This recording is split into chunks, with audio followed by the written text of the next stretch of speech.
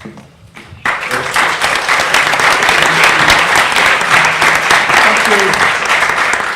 you for the invitation to speak here. And I think one thing we've found over the past few weeks is issues that we've been raising for many, many years are suddenly now being investigated by journalists, and we welcome some of that, but we have been saying it for a very long time. We are often dismissed by those in power as a sectional interest. The people lobbying for business aren't treated as sectional interest, but workers and their organisations are treated and dismissed as a sectional interest. We are a sectional interest.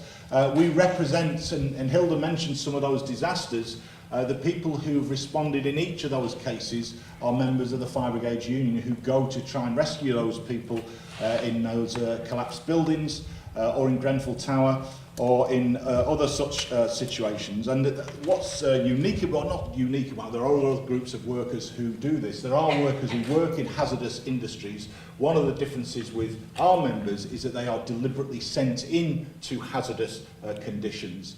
And our response to that is they're happy to do that as long as they're able to do that in the safest and most professional way with the adequate resources.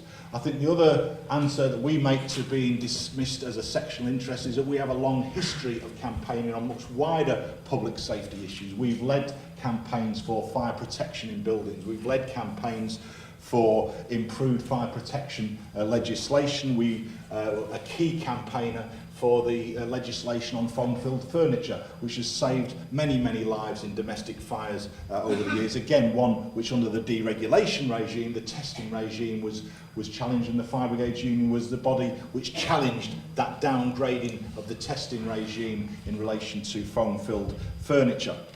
Now, in terms of the firefighters, and I'll come on to this a bit more, but Joe mentioned some of the operational side, and there's a much wider issue than the operational response to Grenfell Tower.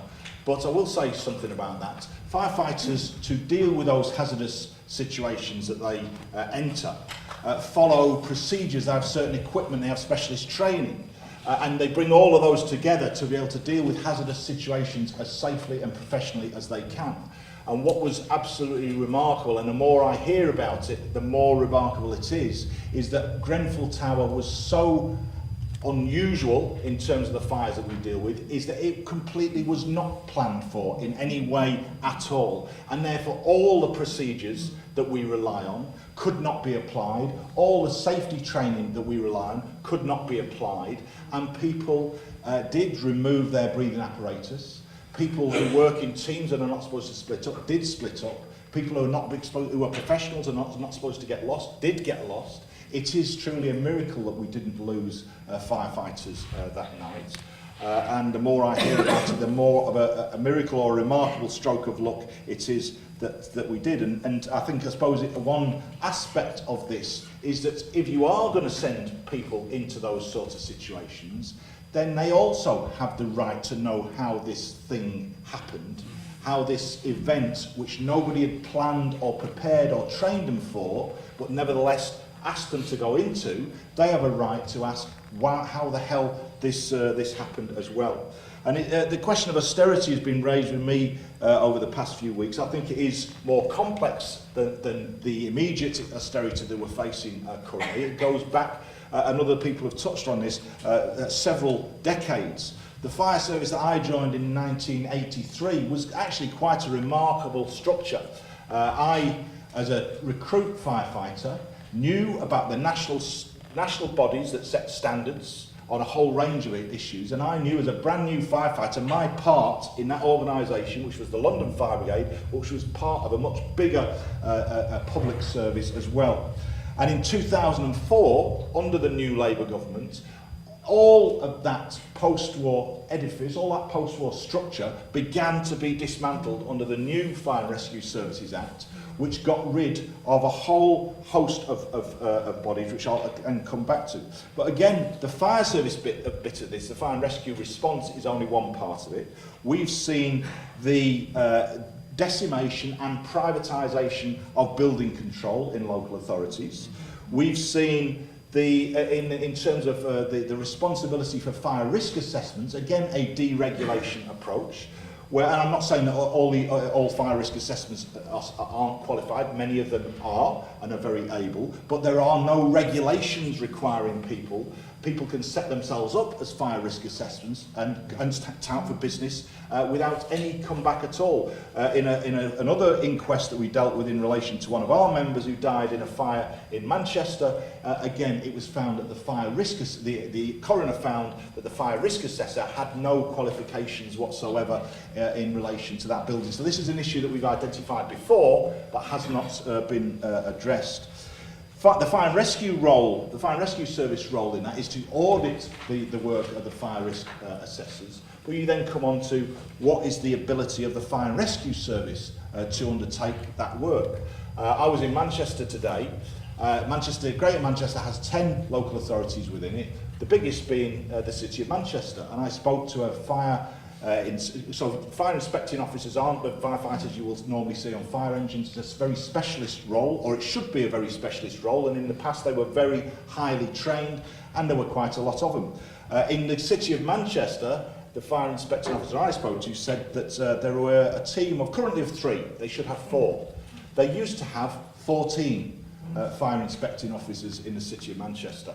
So if you are auditing the work of the private fire risk assessors, and you're required under the legislation to have a risk-based programme of fire audits, well, of course, and I thank our colleague Dave Sibbett for pointing this out, you can have one risk-based audit programme if you've got 14 fire inspectors. The risk-based audit programme we have, if you've only got 3, is a completely different risk-based audit, but you still call it a risk-based programme of audit. And you see and that's where austerity begins to hit. We estimate that at least half of specialist fire inspecting officers have gone, and probably 2/3 have gone since 2005. So a complete programme of deregulation in terms of the wider environment in which firefighters are operating.